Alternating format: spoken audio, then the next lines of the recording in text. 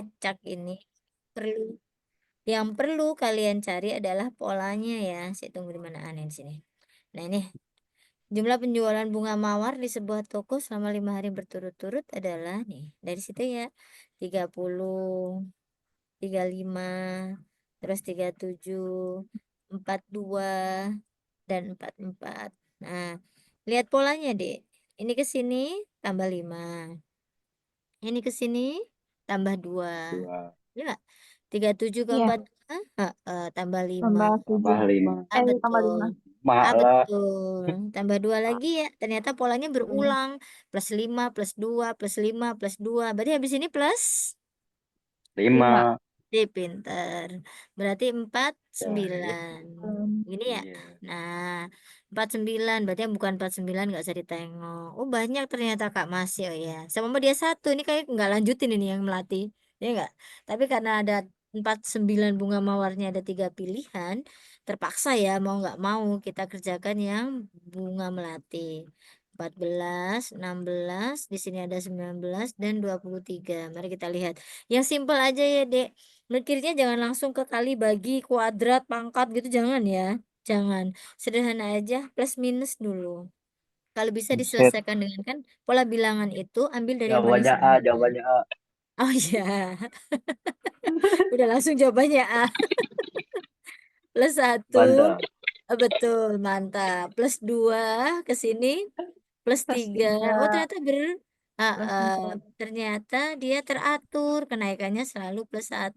Berarti di sini jadi plus 5. 5. 23 ditambah 5, 28. 28. 28. Tuh, Masya Allah. Gampang ya. Tuh, udah pada bisa tuh. Gitu doang ternyata. Ya enggak sih? Kalau kalian ngerjain sendiri mungkin nggak ada semenit kali ini mah. Gitu ya. Ada yang bingung? Nggak ada lah ya ini mah. Pokoknya mulai dari yang simple dulu ya, Dek ya. Plus minus. Jadi jangan kepikiran kali dulu. Kalau masih bisa diselesaikan dengan yang paling sederhana, plus minus itu aja dulu. Lihat jejer dulu ya. Kalau nggak bisa lengkap 1. Kalau nggak bisa pikirin lengkap 2 gitu ya. Jadi sederhana dulu, nggak jangan yang kemana-mana dulu gitu ya. Nah, jika ini sekarang adalah kesimpulan, ada premis ya. Jika udara tidak tercemar, maka rumah segar. Jika rumah segar, maka kupu-kupu bertelur. Ini pakai metode silogisme. Saha, ada saha ya? Yang sama dihapuskan. Nah, kalau nggak mau ngapalin rumus, yang sama hapusin. Ini kan hubungannya sebab akibat. Maka sebab akibat itu kita sebenarnya adalah pakainya yang silogisme ini. Karena ada yang sama premis. Istilahnya nanti kalau di benaran umum itu premis yang sama, premis penengah, term penengah itu hilang. Di sini yang jelas-jelas sama adalah rumah segar. Udah coret aja. Ya nggak? Ah, Ya, berarti jika udara tidak yang tidak tercemar, tercemar. maka kupu-kupu Kupu-kupu bertelur. bertelur. Hmm. Jika udara tidak tercemar, maka kupu-kupu akan bertelur gitu ya. Nanti kata-katanya seperti ini ya. Nah nih, Yang B. ah ya, ini ya. Udah gitu doang sebetulnya nih. Jam berapa? Jadi begini ya. Jadi jika ini maka itu. Tuh udah. Jadi yang sama kita coret saja. Udah kan? Gampang. Gitu dong. Nah ini. Semua bayi perlu diinkubasi minimal jika lahir di usia kehamilan kurang dari 37 minggu. Jadi jika makanya di sini nih, Dek. Ini jangan kebalik ya nanti. Jadi jika gitu ya kan. Lahir kurang dari 37 minggu. Tuh, 37 weeks ya. Maka inkubasi. Perlu diinkubasi minimal 2 minggu. Nih, tuh kata-katanya. Ya kan?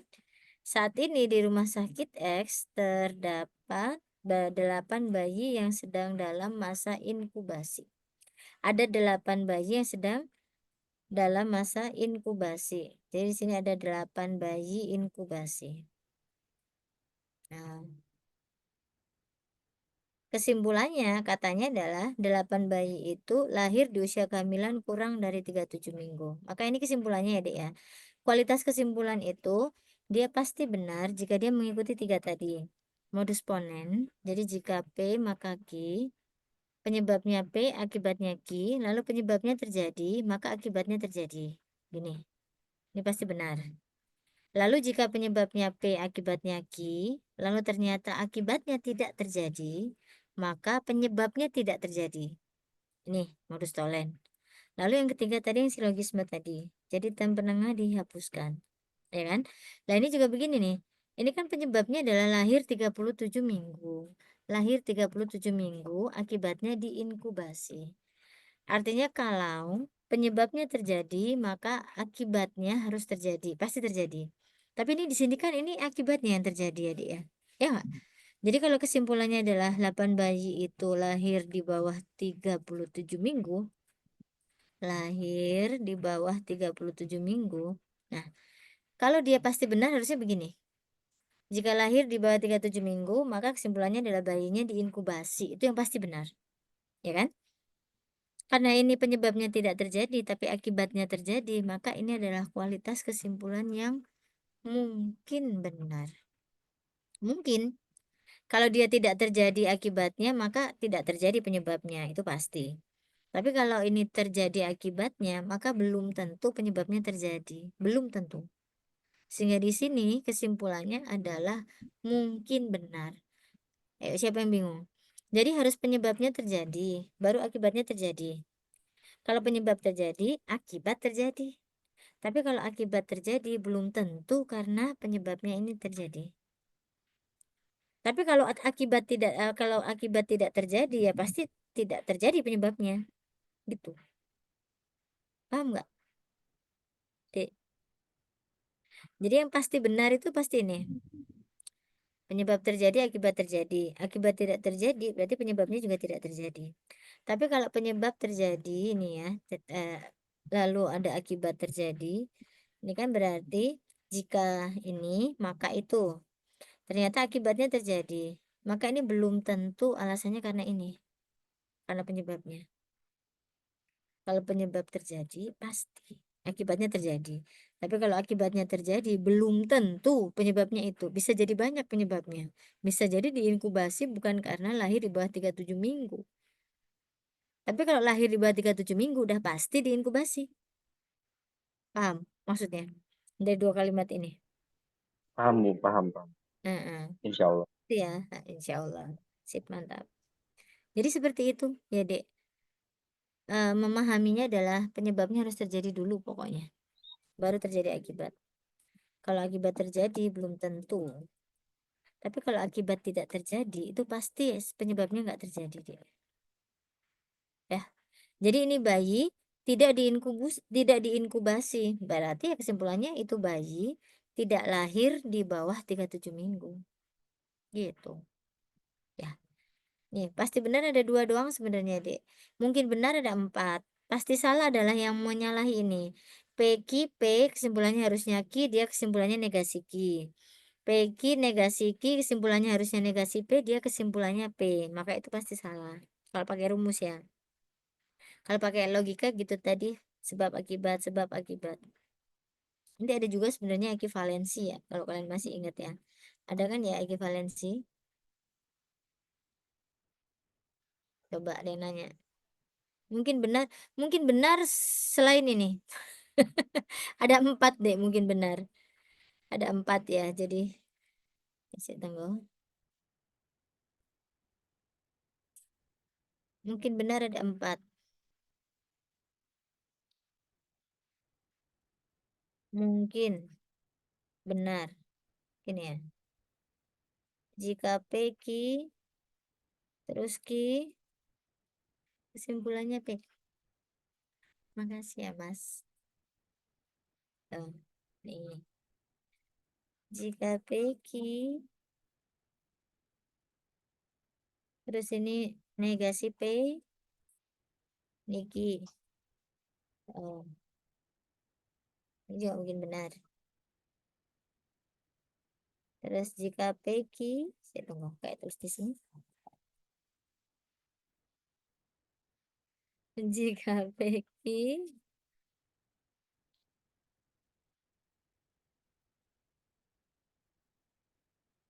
terus di sini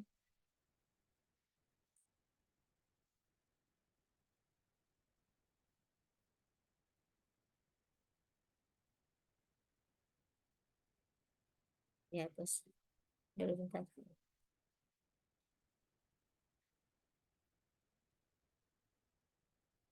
Black.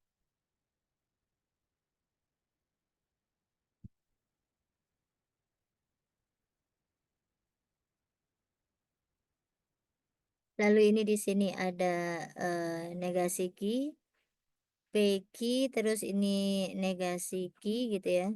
Terus dia kesimpulannya adalah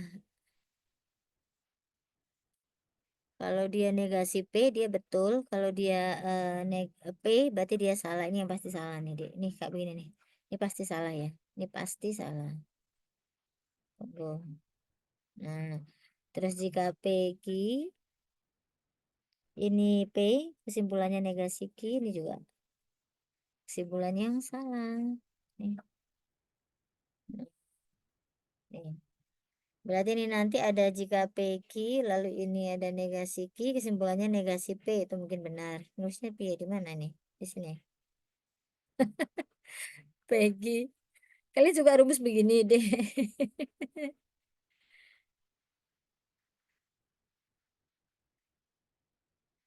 Nggak cukup. Mungkin benar ya, dan itu pasti salah. Nah, nih. Ada 4 mungkin benar itu, Dek. Ada 4 sebenarnya. Ini baru 2 yang kami tulis ya.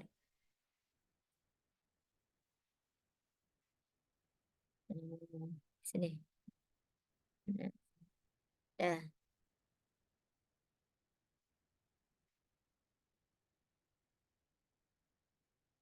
Di sini nulisnya. Kalau kayak di sini kelihatan nggak? Ah, ini umpet-umpetan ya di sini ya. Tunggu, tunggu. Nanti, nanti sebelah sana kita tulis lagi. Nah, di bab penarikan kesimpulan lagi. Ini ya, untuk yang mungkin benar yang ini, paham ya? Yang ini. Jika P Q, maka dia kesimpulannya P itu adalah kesimpulan yang mungkin benar. Jika P Q lalu Q, dia kesimpulannya negasi P juga mungkin benar. Sebelahnya kali ya. Nih. P Q, terus ini Q, kesimpulannya negasi P. Sini ya, kelihatan deh. Nah, ya. Atau ini juga P Q negasi P, kesimpulannya negasi Q itu juga mungkin benar. Ya, terus di sini ya.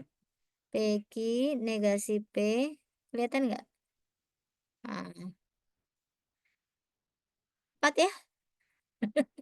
Mungkin benar ada 4. Jujur aja yang kayak apalin itu yang pasti benar sama pasti salah. Tapi yang selain itu berarti mungkin benar. Biasanya kayak begitu. Karena kan kalau yang pasti benar sama pasti salah jelas ya, enak dia. Tinggal kebalikannya aja gitu doang. Kalau yang itu. Kalau yang mungkin benar kan memang dia ada 4. Cukup banyak sih. Bisa dilihat yang mungkin benar, pasti salah, pasti benar. Ini pasti benar ya di atas ini. Ini pasti benar. Hmm. Oke, ada lagi yang mau ditanyain? Cukup, Bu. Cukup. Lanjut, Oke. Bu, lanjut. Lanjut, oke sip. Yes. Ada 4 ya dek, mungkin benar. Yuk.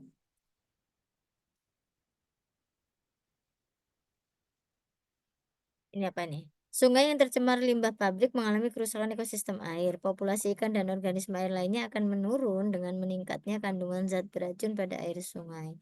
Masyarakat yang menggantungkan mata pencarian mereka pada perikanan atau budidaya ikan di sungai mengalami penurunan produksi, yang pada gilirannya dapat menurunkan pendapatan masyarakat. Sebab akibat. Jadi ujungnya dari sini nih. Sungai tercemar limbah, rusak, ya kan? Terus populasi ikan menurun. Populasi ikan menurun, produksinya menurun. Pada produksi menurun, berarti pendapatannya menurun. Berarti hubungan sebab akibat yang bisa kita ambil adalah jika sungai tercemar, menurunkan pendapatan masyarakat, ya nggak, Dek? dari atas sampai bawah, ya nggak? Ada nggak penurunannya dari sungai mengeluhkan tingginya tingkat kandungan zat berbahaya? Tidak. Memang iya, tapi tidak ada hubungan sebab akibat. Masyarakat yang tinggal di tepi sungai hanya memperoleh penghidupan dari sungai, bukan sebab akibat. Selain perikanan, aspek lain, kita nggak ngomong aspek lain. Kita benar-benar ngomong perikanan saja. Budidaya ikan air tawar mengalami peningkatan jika tidak lagi menggunakan sungai. Salah. Dia hubungannya adalah sungai yang tercemar menurunkan produksi ikan, pada akhirnya menurunkan pendapatan masyarakat tuh. Jadi pendapatan masyarakat akan menurun jika, nah ini kan penyebabnya ya Dek ya. Kandungan zat beracun pada sungai tinggi, populasi ikan menurun. Populasi ikan menurun berarti pendapatan pelayan semakin menurun. Menurun ya, jadi pendapatannya masyarakat menurun juga tuh kayak gitu. Maka hubungan sebab akibat yang paling tepat itu tentu saja yang E. Ya nggak? Yang E. Iya. Tuh. Nggak bingung kan ya? Hubungannya jelas-jelas sebab akibat. Jadi pendapatan akan turun jika kandungan zat beracun pada sungai semakin tinggi. Semakin tinggi kandungan zat beracun, ya udah dia akan makin turun produksi ikannya. Produksi ikan makin turun, ya pendapatan akan makin turun juga. Gitu. Gak ada masalah ya. Gak ada. Yuk. Infrastruktur transportasi yang baik menarik investor untuk berinvestasi di sekitar daerah wisata. Jalan raya, bandara, pelabuhan, dan jalur kereta api yang efisien memungkinkan wisatawan untuk mencapai tujuan dengan lebih mudah dan cepat. Kecepatan dan kemudahan dalam mencapai destinasi menarik lebih banyak pengunjung, membantu meningkatkan pendapatan daerah, dan menciptakan lapangan kerja. Manakah yang benar? Jadi di sini kata-katanya adalah infrastruktur yang baik menarik investor, ya kan? Berinvestasi di sekitar daerah wisata. Terus jalan raya, bandara yang efisien mungkin kan wisata mencapai tujuan wisata dengan lebih mudah dan cepat. Lah, kecepatan dan kemudahan ini menarik banyak pengunjung. Ini sebab akibat ya. Lah, kalau pengunjungnya banyak, dia meningkatkan pendapatan daerah. Pada akhirnya dia akan meningkatkan pendapatan daerah dan menciptakan lapangan kerja. Ya kan? Kalau menciptakan lapangan kerja berarti ujung-ujungnya adalah tentu saja menurunkan pengangguran harusnya ya. Jadi kalau kita bicara mengenai hubungan sebab akibat, infrastruktur transportasi memiliki pengaruh terhadap perekonomian daerah. Ini kan ujungnya dari sini, dari awalnya infrastruktur transportasi, ya kan, meningkatkan pendapatan daerah pada akhirnya dan menciptakan lapangan kerja dan menurunkan jumlah pengangguran. Jadi ini bisa jadi ya, Dik ya. Ya kan? Kita coba eliminasi ya. Investasi luar negeri. Ini nggak ada kata-kata invest. Dia ngomongnya investor. Luar negeri apa dalam negeri kita nggak tahu. Kayak ini enggak. Destinasi wisata merupakan hasil dari dana investasi. Tadi katanya adalah dari investor. Berarti bukan.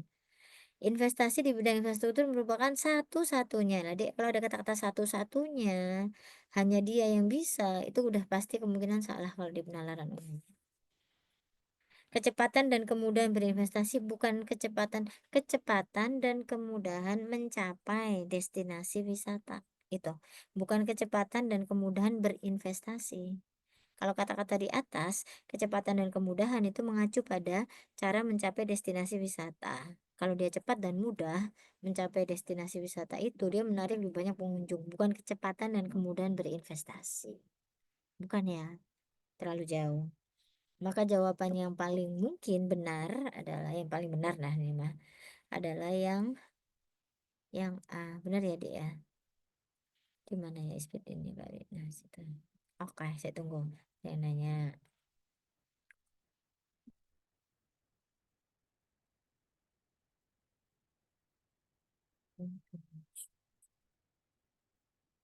Gitu. Coba, ada yang mau ditanyakan? Nggak ada. Saya Aman, bisa. gua aman. Aman. Lanjut nomor 6. Pada tahun 2013 tercatat ada 70,5 juta pengguna internet di Indonesia. Di tahun 2023 itu meningkat tajam hingga 213 juta. Meningkatnya 3 kali lipat. 213 dari 70 menjadi 213. Selama 10 tahun meningkat 3 kali lipat. Manakah yang paling mungkin menjelaskan? kalian harus mencari gap ini kan ada ya, Dek, ya. Jadi ini adalah dua kondisi ya. Jadi pas tahun 2013 itu cuman segitu. Kenapa pas tahun 2023 bisa meningkat sampai 3 kali lipat gitu ya? Pertanyaannya kan gitu. Biaya mengakses internet cenderung kalau makin mahal, bukannya makin nggak ada yang mau pakai ya kan? Kalau makin mahal ya tentu saja akan makin nggak dipakai, kan makin mahal. Berarti ini nggak mungkin menyebabkan kenaikan sampai 3 kali lipat. Setelah pandemi, orang lebih memilih untuk berinteraksi tatap muka. Lah kalau dia memilih interaksi tatap muka, berarti nggak akan sering menggunakan internet, ya nggak sih? Kalau nggak sering harusnya nggak bisa meningkat tajam. Maka ini juga malah memperlemah pernyataan ya. Aksesibilitas internet melalui perangkat seperti ponsel pintar dan tablet berlayar lebar makin mudah. Kalau dulu kan kita mengakses internet benar-benar harus ke warnet ya, Dek ya. Ya nggak, kalian kayaknya nggak menangin itu zaman-zaman warung internet. Jadi kalau mau mengakses internet harus pergi ke suatu suatu tempat gitu ya, yang di situ ada banyak komputer, terus baru bisa buka internet dari situ gitu ya. HP dulu belum bisa, tablet kagak ada tablet, ya kan? Nah, makanya ini begitu Ya, baik, Kak. kemudahan mengakses internet itu dari HP maupun tablet makin Baik, mudah Kak. ya tentu saja Daripada jahat, Kak. penggunanya Nggak lucu, anjir. penggunanya tentu Jahat, saja Kak. makin penggunanya berarti makin banyak kan ya. Kayak begini berarti. Nah, karena aksesibilitasnya makin mudah, jadi karena diaksesnya makin gampang. Ini bisa jadi pembelajaran daring dan rapat tidak digemari. Kalau tidak digemari berarti internet harusnya nggak bisa naik sebanyak itu. Semakin banyak informasi yang tersebar di internet merupakan informasi yang bohong, berita bohong. Kalau banyak yang bohong berarti kemungkinan orang tidak akan terlalu suka menggunakan internet ya, Dek ya. Maka ini enggak. Sehingga jawaban yang paling mungkin adalah C. Semakin mudah diakses internet lewat HP aja. Bahkan HP sekarang udah di genggaman tangan. Kita lihat apa aja bisa dari situ. Itu yang membuat pengguna internet melonjak sebanyak itu. Jadi yang paling mungkin itu deh. Gimana? Paham? Yang ini. Paham, Bu. Nah, oke. Paham, Bu. Iya sih. Insya Allah. Jam segini kalian masih semangat, gak ngantuk ya, keren. Nomor 7. Arsitek A mengatakan rumah dengan area terbuka lebih banyak memiliki suhu rata-rata dalam ruangan lebih rendah. Jadi ini area terbuka yang banyak, area terbuka. Jadi dia menghubungkan area terbuka yang banyak itu kaitannya dengan suhu yang lebih rendah. Area terbuka banyak, suhu lebih rendah. Suhu lebih rendah. Tuh. Sedangkan arsitek B mengatakan konsumsi listrik untuk penerangan rumah dengan jendela lebih banyak, lebih rendah. Dia menghubungkan antara konsumsi listrik. Kalau yang atas tadi dengan suhu rumah, ya kan? Suhu ruangan. Kalau ini konsumsi listrik untuk penerangan dengan jendela lebih banyak, jendela lebih banyak, gitu ya. Jadi punya jendela lebih banyak, itu konsumsi listrik rendah. Listrik rendah. Jadi ini ya, Dek. Kalau mau mencari begini, jadi hubungannya benar-benar tentukan, lalu nggak boleh melenceng dari itu. Lalu antara atas dan bawah jangan dihubungkan. Arsitek A dengan arsitek B ini belum tentu mengatakan hal ini pada waktu yang bersamaan. Ini hanya aja karena ditulis di soal jadi kelihatannya sama gitu ya. Ini belum tentu di saat yang bersamaan. Jadi nggak usah dihubung-hubungkan. Kak jendelanya banyak, suhunya lebih rendah, nggak usah. Nggak boleh. Ya, benar-benar area terbuka hubungannya dengan suhu, jendela banyak hubungannya dengan konsumsi listrik rendah. Dah. Selain itu tidak relevan, ya. Mari kita lihat. Hasil penelitian menunjukkan bahwa semakin sedikit area terbukanya sedikit, itu suhu rata-rata lebih tinggi katanya. Suhu lebih tinggi. Nah, berarti kalau dia bicara mengenai area terbuka dan suhu, berarti arsitek A atau B? Yang A, ya nggak sih? Jelas B nggak mungkin, B A. nggak mungkin A.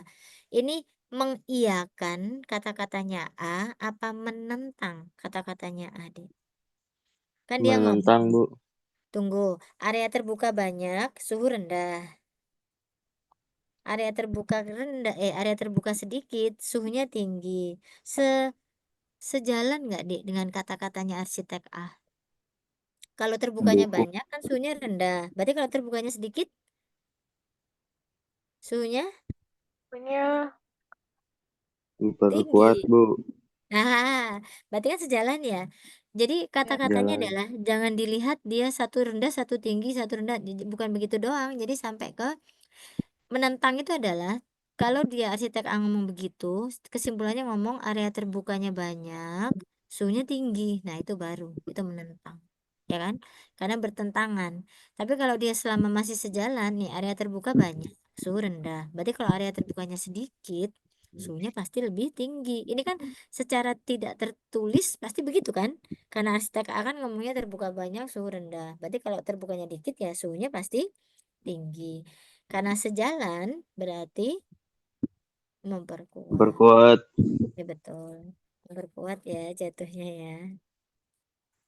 Oke, paham? Paham, Ah, Bu. paham.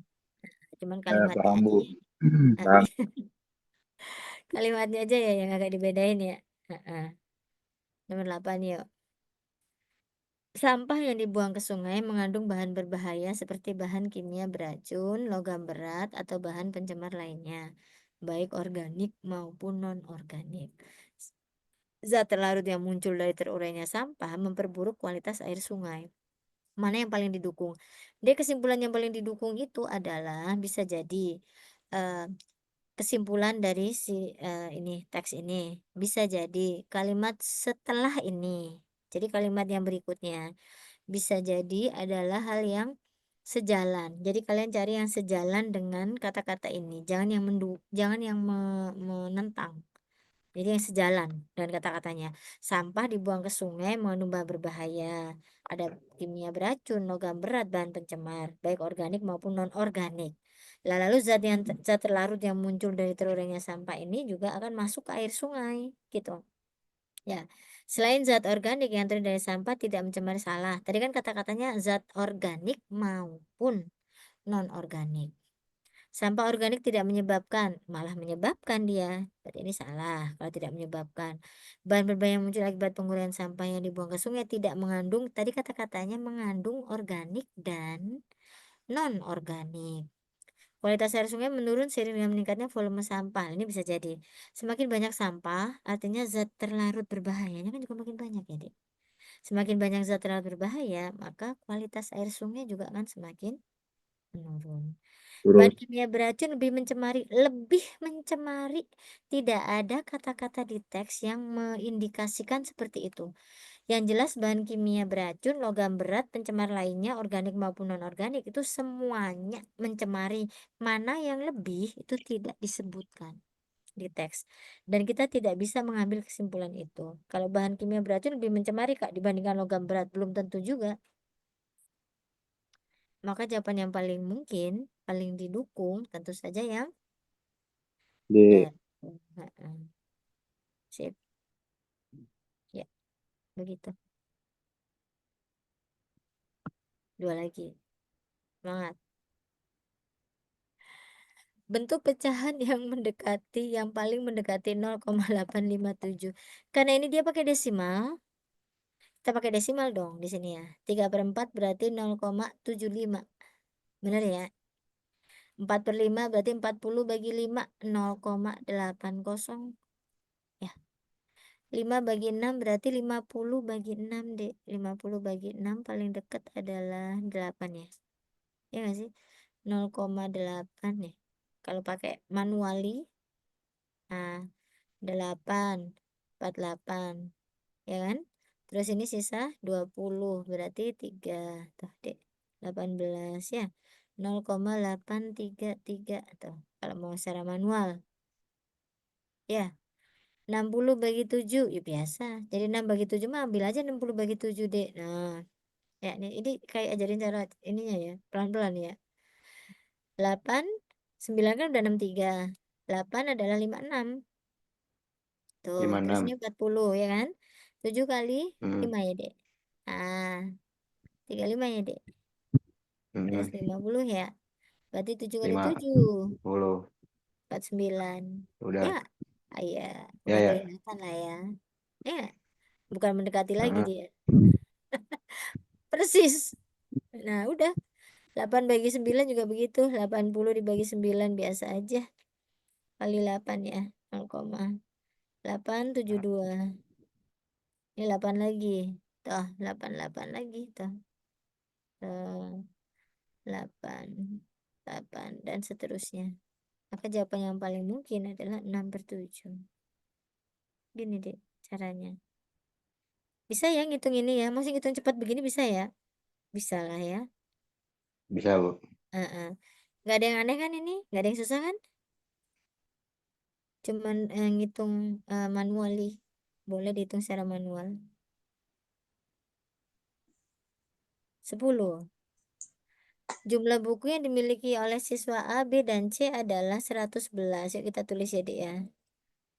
A ditambah B ditambah C itu 111. Sedangkan B ditambah C itu adalah 74. Nah, ini kan bisa diambil dong, Dek, berarti ya. A berapa dong berarti? Dikurangi bukan? Ya kan? Ini 7. Benar.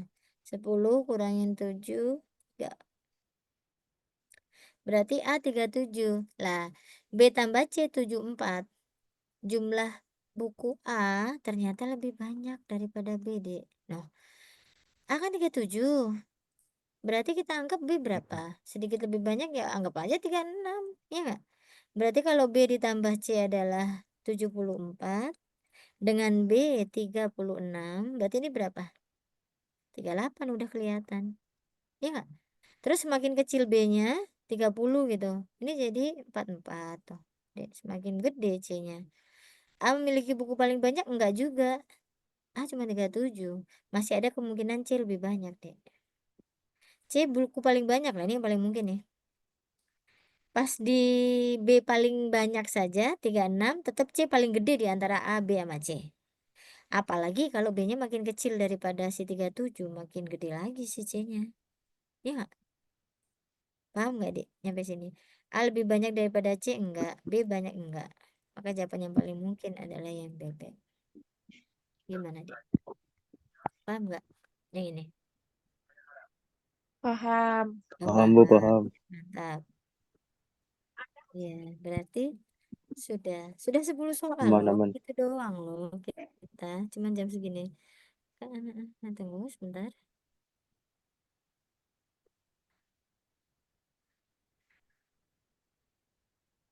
Dah, begitu. Apakah ada pertanyaan nyampe sini? Nggak ada. Nggak ada ya. Begitu doang. Gampang ya. Cuman 10 doang. Cuman 10 soal doang loh deh kita. Nggak kerasa ya. Cuman begitu doang. Hmm. Dah, ada yang mau ditanyakan lagi? Kak siapa ya? Lulu.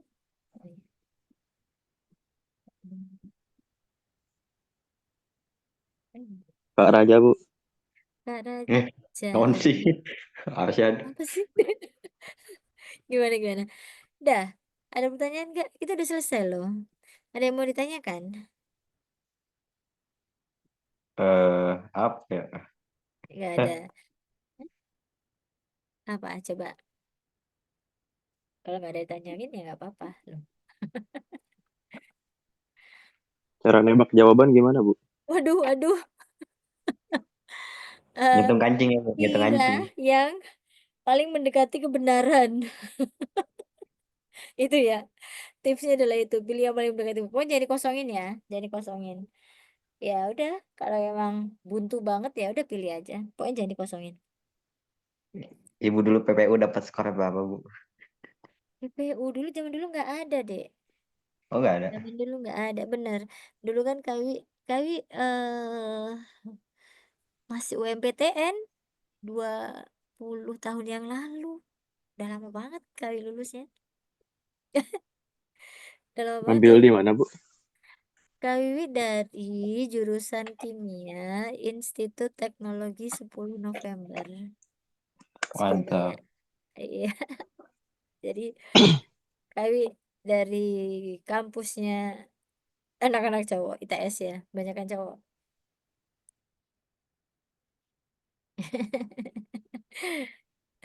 Yang mau ke Surabaya, ke ITS, it's a good place. Enak kok di kuliah di sana. Terlepas dari suhu cuacanya gitu ya.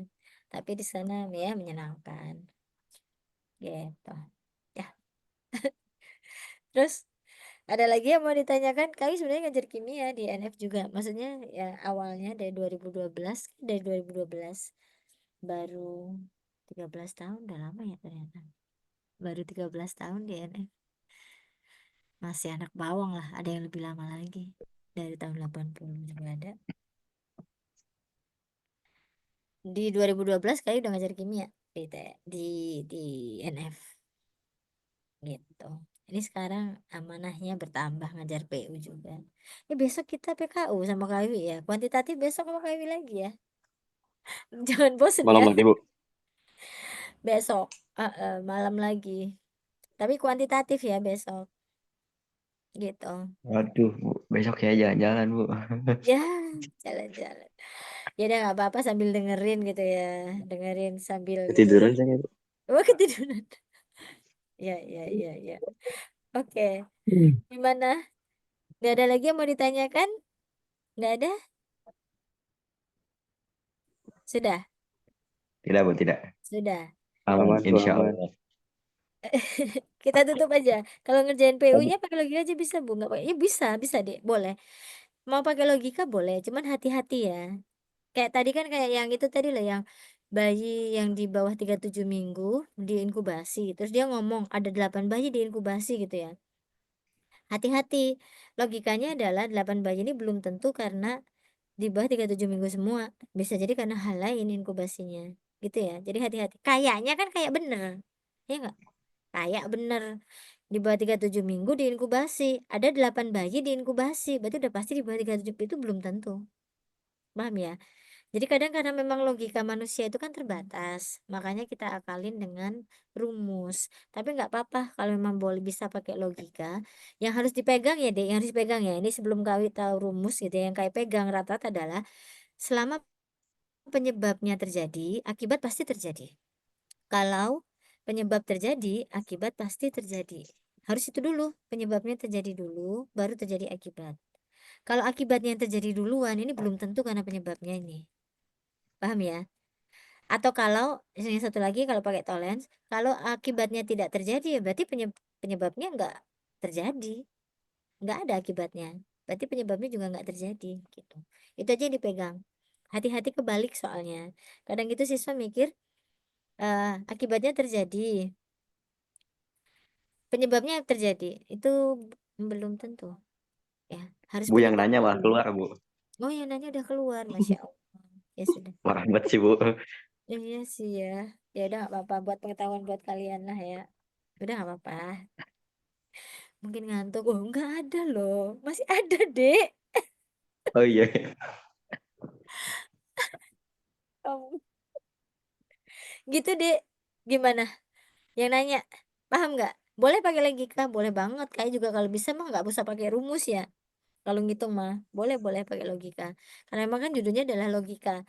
Dia itu cuman di bab kelas 11 itu logika matematika, Dek. Dulu kami diajarin waktu di kelas 11. Kami diajarin tuh di kelas 11. Tapi pas tes UMPTN nggak ada, nggak keluar, nggak pernah dikeluarin itu logika matematika. Kalian sekarang di kelas 11 nggak belajar itu. Tapi pas UTBK keluar. Itu. Orang suka gitu ya. Lucu ya. Kami belajar, tapi nggak pernah dipakai. Dulu kelas 11, kelas 11 dulu kami belajar. Namanya logika matematika. Logika matematika namanya. Makanya ya Sama kayak gini apa? juga, Bu. Ada matematikanya. Sama kayak gini juga. Ada matematikanya gitu ya jadinya. Jadi emang ada sedikit matematikanya ya. Karena itu namanya logika matematika. Ada bukunya deh kalau emang tertarik. Ya, buku logika matematika yang kita pakai. Begitu. Rame gak, Bu? Hah? Gimana? Seru gak, Bu? Seru gak logika matematika, Bu? Seru lah bagi yang suka. Menurut kami bukan pelajaran yang maksudnya untuk matematika, untuk hitungan, untuk ukuran matematika dia lebih mudah. Kayak dulu suka logika matematika. Ya walaupun kalau kita pakein logika manusia gitu yang terbatas gitu kayak kok aneh ya gitu ya. Tapi memang ada yang namanya tabel pembuktian, Dek. Jadi kenapa bisa P Q P terus simpulannya Q yang benar Q, kenapa bukan P, kenapa bukan negasi P, kenapa bukan negasi Q. Itu ada yang namanya tabel kebenaran. Jadi dia itu udah di skip deh, apa prosesnya udah di skip, dapatlah kesimpulan ponen itu begini, tolens itu begini, silogisme itu begini. Sebenarnya ada pembuktiannya, namanya membuat tabel kebenaran. Cuman itu di skip.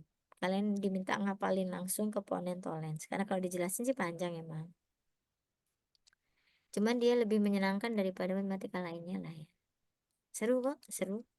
Kalau memang tertarik belajar logika matematika silahkan. Ada bukunya. Cari aja bukunya logika matematika yang gambarnya kepalanya orang. Kali lupa siapa penulisnya. Besok kali cariin. Kalau ketemu besok kali beritahu. Gitu ya.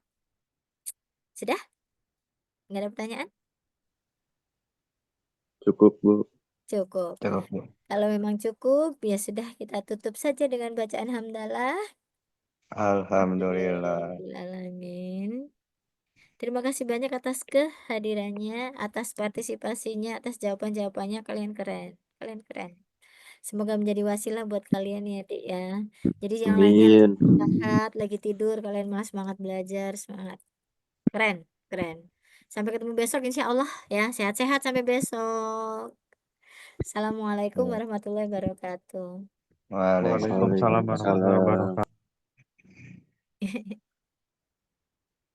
Terima kasih, Bu. Iya, sama-sama ya, sama-sama. Terima kasih, Bu. Iya, kalian juga.